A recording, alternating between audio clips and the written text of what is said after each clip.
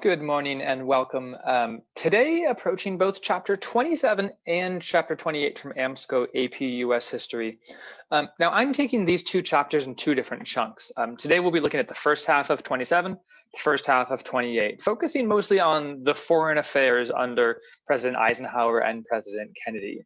So again, looking today at the first half of 27, the first half of 28, mostly all about Eisenhower, Kennedy, and the Cold War. Next week, we'll look at the second half of 27, the second half of 28, focusing mostly on civil rights in America during the 60s. But today, going from 1952 to 1963, we last wrapped up last week with Chapter 26 when we looked at the origins of the Cold War under President Truman. President Truman was a Democrat. He served as president after FDR's death. And by 1952, Democrats have been in the White House for 20 years. FDR's 3+ terms and then Truman's 2 terms. And by the time we're getting to 1952, Americans are looking for some change. Truman wasn't quite as revolutionary as FDR was. America had just fought the Korean War. And so in steps Dwight Eisenhower, a Republican, and the first Republican to serve in the White House since Herbert Hoover in the late 1920s, early 1930s. So Republicans won the White House in 1952 after 20 years of Democratic control, FDR and then Truman. And Dwight Eisenhower immediately begins to shift towards what he called modern Republicanism, which is basically economic conservatism, fiscal conservatism, meaning limited government spending and a balanced budget. Now, that's the exact opposite of what FDR did. Remember, FDR was all about deficit spending, what's called Keynesian economics. Spend money, even if you don't have it right now, spend money to stimulate the economy. That was FDR's New Deal. Eisenhower swinging the pendulum to the other side. Let's slow down government spending. Let's have a balanced budget. Let's not build up the debt. Eisenhower did support some New Deal programs like Social Security and welfare, which I think is just a testament to how effective FDR was. That even 20 years after FDR created these policies, a Republican is supporting them. But Eisenhower didn't support them all. He didn't support government-funded healthcare, for example. One thing that Eisenhower did do, though, that may or may not go against that limited government spending, is he created the Interstate highway system, which built 42,000 miles of highways across the entire US. This map shows what that freeway system looked like. And so if you squint a little bit, you can see the 5 running from Seattle all the way down to LA and San Diego. You can see the 10 running from LA out to Phoenix. You can see the 15, I guess, running up to Vegas and beyond.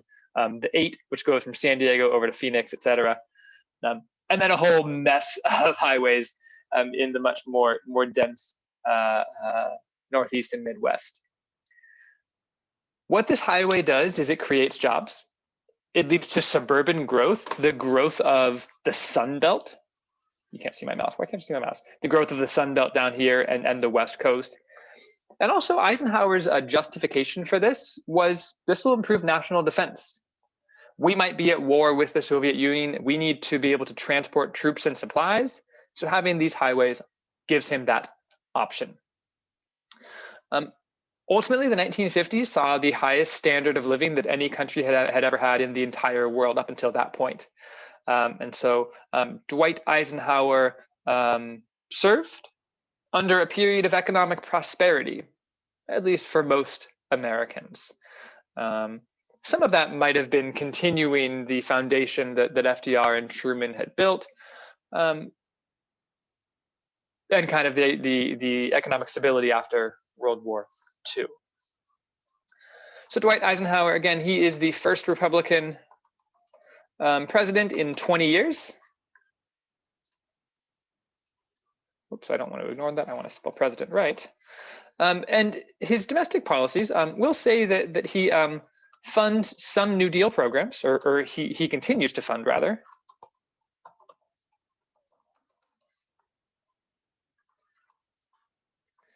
such as Social Security and welfare. And then he creates the interstate highway system, which builds 42,000 miles of highways. That's super important because it leads to the growth of the suburbs, stronger national defense, and new jobs. And ultimately, all of this leads to very strong economic growth and the highest standard of living in the world. So all of that's great, but Eisenhower's really known for his role during the Cold War. The Cold War started in the post-Second World War climate of Truman. And by the time Eisenhower comes into office in January of 1953, the public is kind of weary of war. They had just fought in the Korean War, 1950 to 53. They had fought in World War II less than a decade earlier. And so Eisenhower inherited, a tense situation with the Soviet Union, but also a public that didn't necessarily want to put boots on the ground like they did in Korea.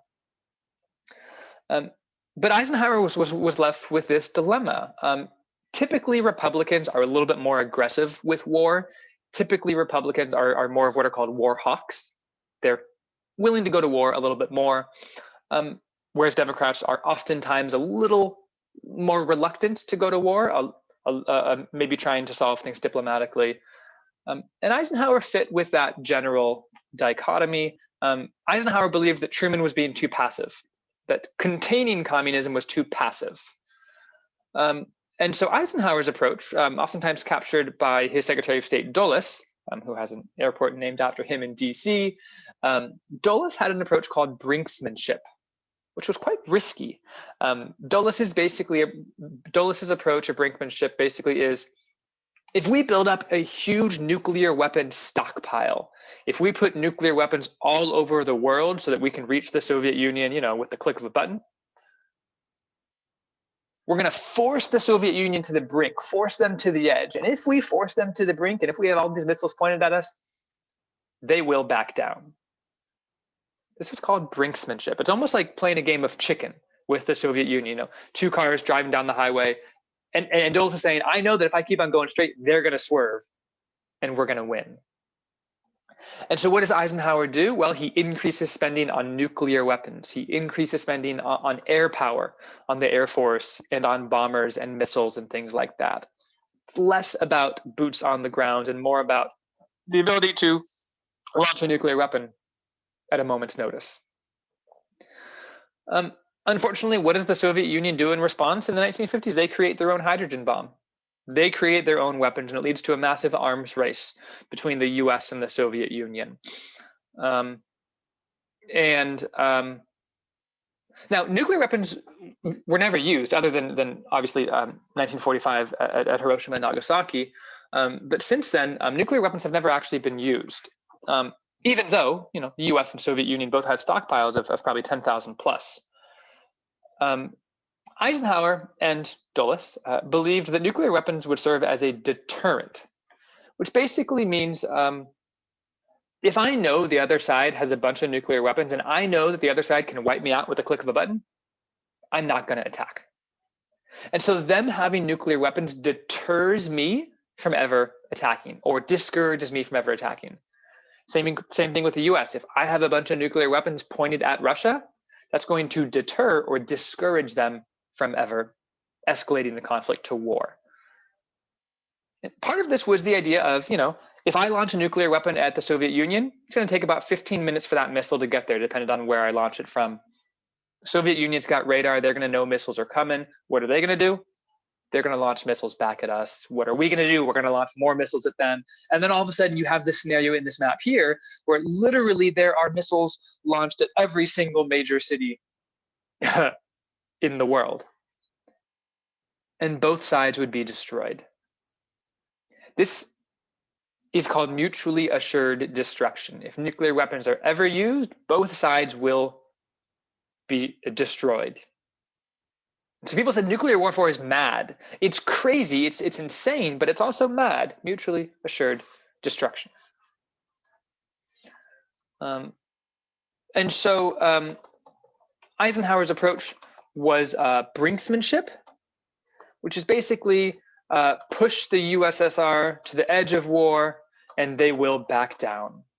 And so he does this by increases spending on nuclear weapons, which does lead to an arms race with the Soviet Union. But the idea is that nuclear weapons will deter or discourage war. But again, if nuclear weapons are ever used, you'll have that mutually assured destruction. And so the atomic age, this era of nuclear weapons was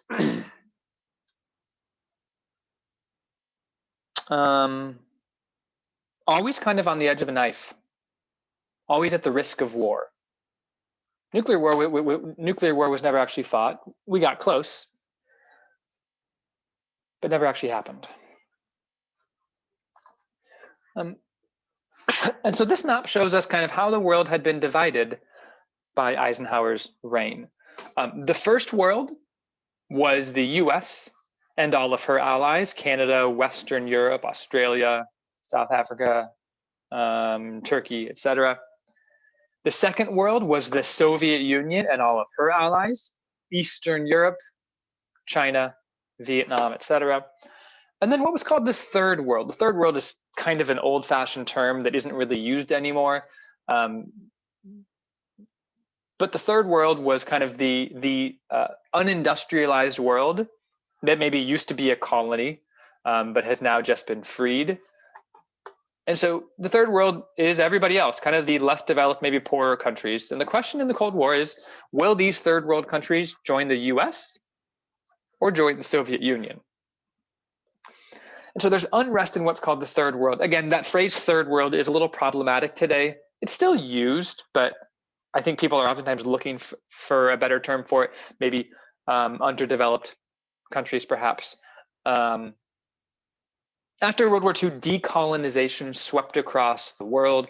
All of those old colonies, especially in Africa, Latin America, and Asia, got their independence because the European countries were too tired to maintain an empire. And so the question is again, will these third world countries, these green countries, who will they ally with? And unfortunately, they didn't have the option to just be free and do their own thing. They had to choose a side. And so that leads the US and the Soviet Union to get involved in all of these countries. Think about the Truman Doctrine. The US will support free peoples fighting against totalitarianism.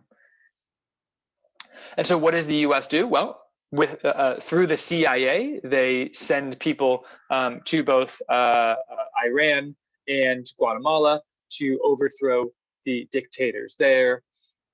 With mixed success, we install our own dictator essentially in Guatemala, but in Iran, it leads to a religious extremist, I guess, taking power. So it doesn't always work, but the US oftentimes put our hands in, the cookie jar, I guess. And then we also got involved in Korea. You can see Korea is split. Because of the armistice signed in 1953. Same thing happened in Vietnam as well. Again, going back here, Vietnam, you can see in this map, Vietnam is all red because eventually Vietnam will spread, eventually communism will spread to the whole country of Vietnam. But at first, Vietnam was split in half. The North was communist and the South was anti. Vietnam had been a French colony, but Ho Chi Minh rebelled after World War II and gained independence for the communist Vietnamese.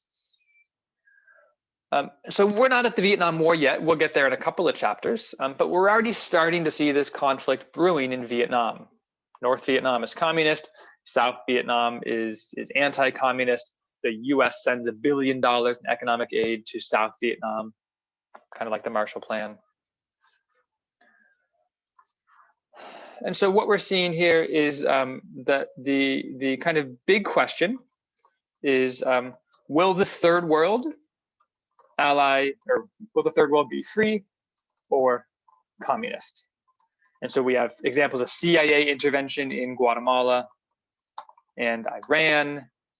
And then we also have the US sends $1 billion in aid to South Vietnam to resist communism from the North.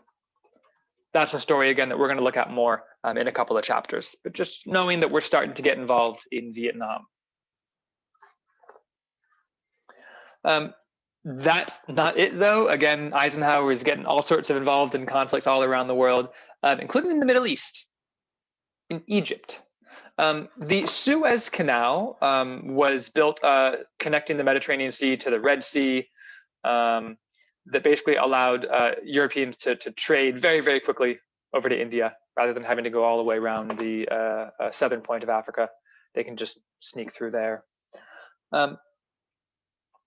The Egyptians under Nasser, I believe was the president's name, took control of the Suez Canal. The Suez Canal was controlled by England and France.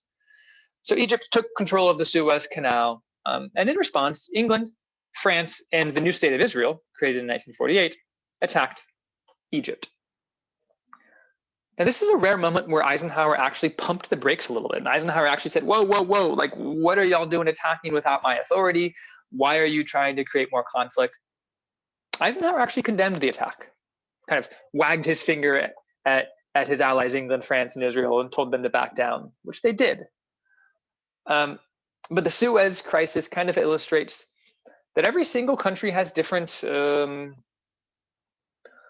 different concerns, different needs, and that's oftentimes going to lead to conflict.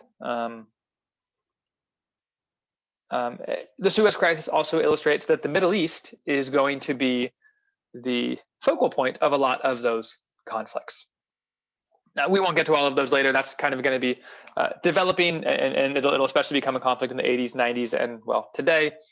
But what we do start to see in the 50s and 60s is a lot of these countries in the Middle East, what's called, they create an organization called OPEC, the Organization of the Petroleum Exporting Countries. So you got Iran, Kuwait, Qatar, the UAE, Saudi Arabia, and then some other oil exporting countries join as well. This is going to be important, again, because the US is going to get involved in the Middle East a lot. And a lot of these OPEC countries, a lot of them are run by dictators.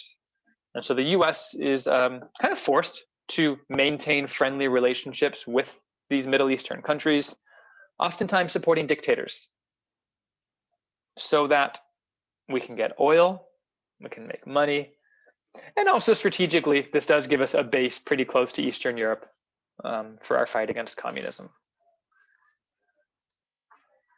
So conflicts in the Middle East, we'll just say that there is near war at the Suez Canal. And then the US goal, I'll just say, is to maintain friendly relations with the Middle East.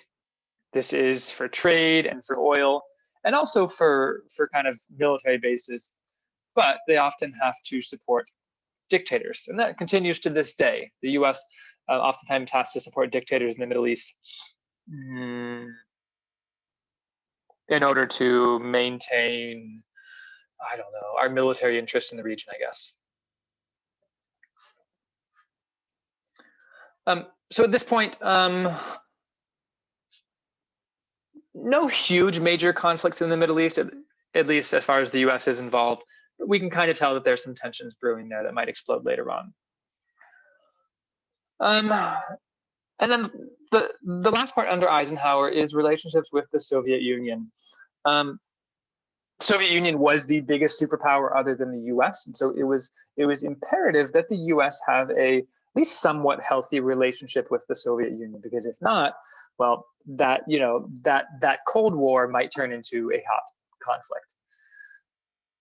Under Eisenhower, relations between the US and the Soviet Union kind of fluctuated between periods of increased tension and periods of calm. Joseph Stalin died in 1953 after, 29 years of being in power. And after Joseph Stalin died, his successor, Nikita Khrushchev, took over. And Nikita Khrushchev began to kind of lessen tensions a little bit.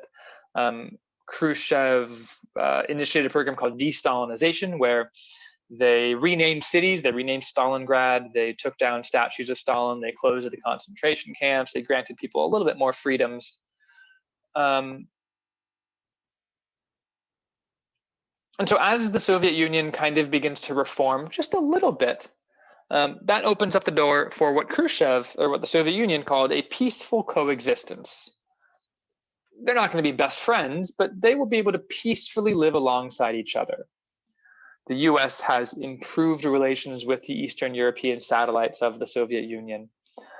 Now that's not going to be perfect. There's going to be some rebellions in 1956 and also in 1968 throughout Eastern Europe. The Soviet Union is going to crush those revolts. But generally speaking, Eisenhower's first term, I guess, is generally healthy relations with the Soviet Union. That changes in the late 1950s with two key incidents. First, Sputnik, and then the U-2 incident. Sputnik, this little guy, and you can't really tell the size here, but this ball right here is probably the size of like 2 basketballs. That was the first satellite ever sent into space by the Soviet Union. This was a humiliating defeat for the Americans. The Americans, just 12 years earlier, had the advantage with the first nuclear weapon. And now, a decade or so later, the Soviet Union has surpassed the US, put their first satellite in space. Now, why did the US care so much about a piece of metal floating in space? Well, this means that the Soviet Union can now spy on us and potentially might be able to attack us from space. And so it wasn't just a scientific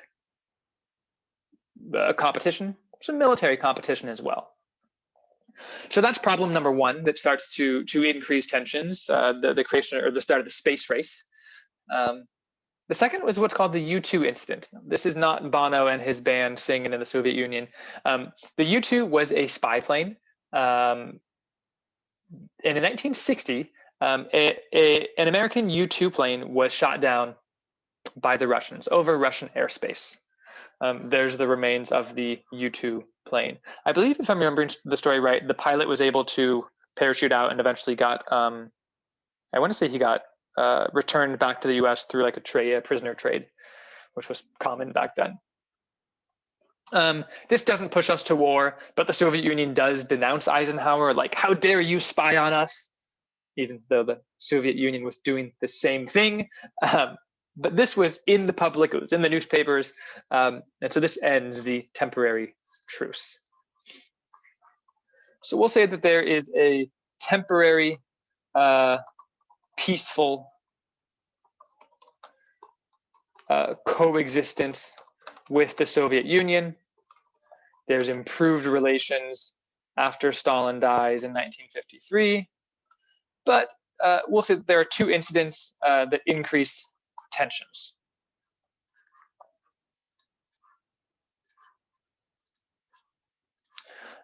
First, we've got Sputnik, where the USSR launches the first satellite, which leads to the space race. And then the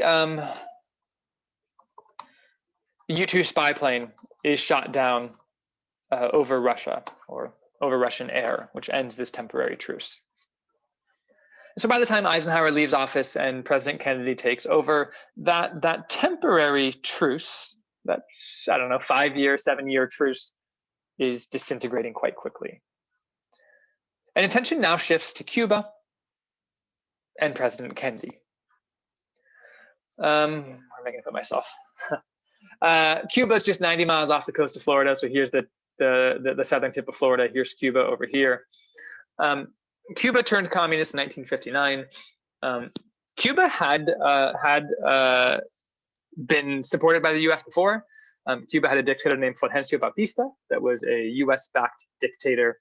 The U.S. has a whole bunch of economic interests, plantations and things in Cuba. But in 1959, Fidel Castro and Che Guevara lead a communist revolution. They overthrow the U.S.-backed Batista, and Cuba becomes communist. Cuba immediately allies with the Soviet Union. And now all of a sudden there is a communist threat 90 miles from the US. If you think about containment, if you think about the domino theory, the US is horrified that communism is going to spread to their shores. And so President Kennedy, JFK, we'll dig into him more in a second, he immediately turns his attention to trying to get rid of the communist threat in Cuba. First, he attempts the Bay of Pigs invasion in 1961, where a bunch of Cuban exiles, people that had fled Cuba, the CIA trains them, puts them on boats, sails them across to the Bay of Pigs in Cuba. The idea was that these Cuban exiles will infiltrate Cuba. They will foment or spread a revolution that would overthrow Castro. It failed miserably. They were captured nearly instantly. And all of a sudden, Fidel Castro, Cuba, and the Soviet Union knew that we were trying to mess with them. That pushes Cuba even more strongly into an alliance with the Soviet Union. And so 1 year later came the Cuban Missile Crisis. As Cuba and the Soviet Union became even tighter allies, the Soviet Union decided to send missiles secretly to Cuba. These are missiles that can reach the US in just minutes. And so here's all of the different missile sites spread across Cuba. And this was a map of where these missiles could reach. They could easily reach DC, they could easily reach New York. Some of them might even be able to reach the West Coast as well. This is what's called the Cuban Missile Crisis. 13 days of tension, 13 days of brinksmanship in 1962, where JFK creates a naval blockade of Cuba, basically creates a ring of ships around Cuba, basically telling the Soviets, if you cross this line, if you send any more weapons to Cuba, we will attack. And it was implied that it would be a nuclear attack. After 13 days of tension, 13 days of brinksmanship, where the US and the Soviet Union and Cuba were on the brink of war, both sides back down. The Soviet Union agrees to remove their missiles from Cuba. The US agrees to remove missiles from Turkey, which exposes the huge hypocrisy of, the US was so pissed off that there were missiles 90 miles from them, yet we had missiles right next door to the Soviet Union and Turkey, but whatever. The Cuban Missile Crisis featured in the movie X-Men First Class, if you're interested, fictional version of the story, obviously. The Cuban Missile Crisis is the closest that the US and the Soviet Union ever came to nuclear war. We were on the edge of war for 13 days. And both sides decided to take a breath and decided to pump the brakes and step back. After the Cuban Missile Crisis, after this near nuclear war, we do see both sides begin to retreat a little bit. A red phone was installed in both the White House and the Kremlin, which is the Soviet capital. There's basically a hotline that would immediately connect the US to the Soviet Union to try to solve disputes. And then they also signed the Nuclear Test Ban Treaty, which banned the testing of nuclear weapons in certain spaces. So Cuba, again, Cuba became communist in 1959 under Fidel Castro, and they immediately ally with the USSR. And so JFK's goal basically is to eliminate communism in Cuba.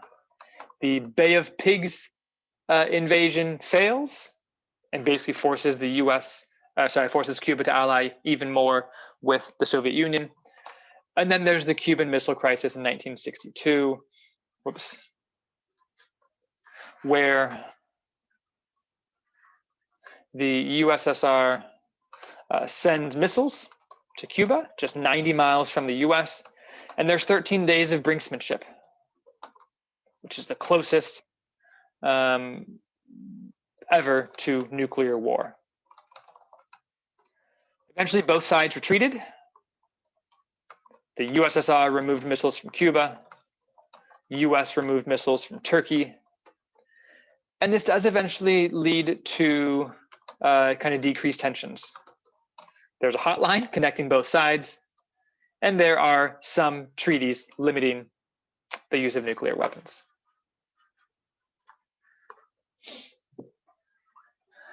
Now, this was President Kennedy, which I didn't talk about him just yet, but we'll talk about him for the last couple slides. President Kennedy, 1961 to 63, only served 2.5 years because of his assassination in 63, was a Democrat. After 8 years of Republican control under Eisenhower, the Democrats are able to retake the White House. And most historians, most political experts say the reason why President Kennedy, 43 years old, youngest president we've ever had, the reason why he was able to win is largely because of a televised debate between President Kennedy and Richard Nixon, who was the Republican candidate for president. The election of 1960 saw the first ever televised presidential debate. We have that all the time now, well, a few times every year, and unless Trump gets COVID, then it gets canceled. But this was the first ever televised debate. It used to just be on the radio or in the newspapers. And at this televised debate, you know, JFK was a rising star in politics, but he was very young. Richard Nixon was much more the experienced politician. But Richard Nixon, you know, when the spotlights were on him, when the camera zoomed in, he just had sweat dripping from his face. He constantly kept on taking a handkerchief to wipe away his sweat. Whereas Kennedy, he was calm, cool as a cucumber, always looked collected.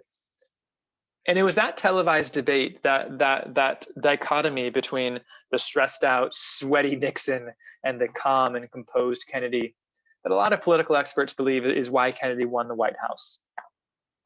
Youngest president, 43, and also the first Catholic. We've only had one Catholic president since Joe Biden right now. Every other president has been Protestant. And when Kennedy takes power, he launches his New Frontier program, which is kind of going back to what FDR had did. He calls for aid to healthcare, education, a little bit of civil rights. But the Republicans still controlled part of Congress, and JFK wasn't really able to get much done. So we'll just say here real quick, it's Democrat. And then there is the first televised debate between JFK and Nixon. So again, we'll say here that his goal was the New Frontier program, which is increased aid to healthcare, education, civil rights. But again, Congress blocked most of his proposals. So JFK only around for 2.5 years, doesn't get all that much done. Let me go to the last slide, talk about his legacy, and then we'll wrap up. Ultimately, Kennedy was assassinated on November 22nd, 1963, by Lee Harvey Oswald, the lone gunman.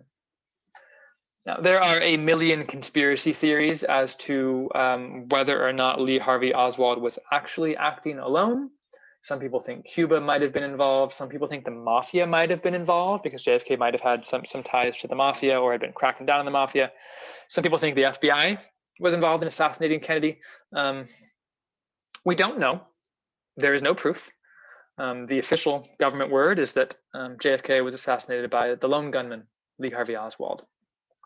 And his vice president, LBJ, Lyndon Johnson, will take over, I think, a couple hours after his assassination.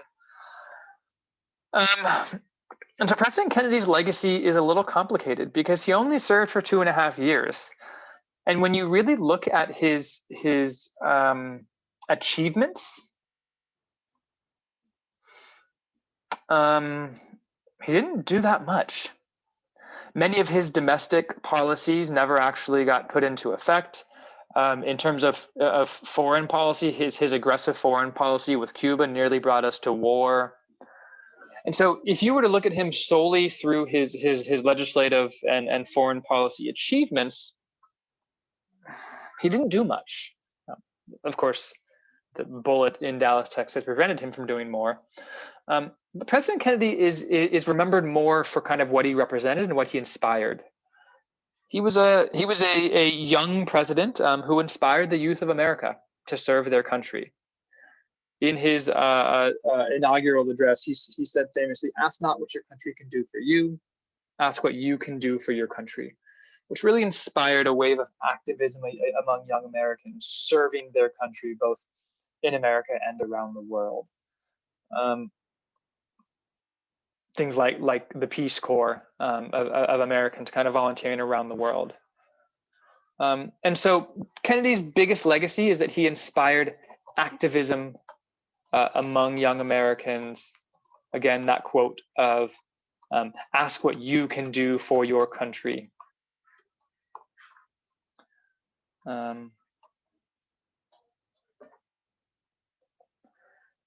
And so as we're wrapping up here, we've got President Eisenhower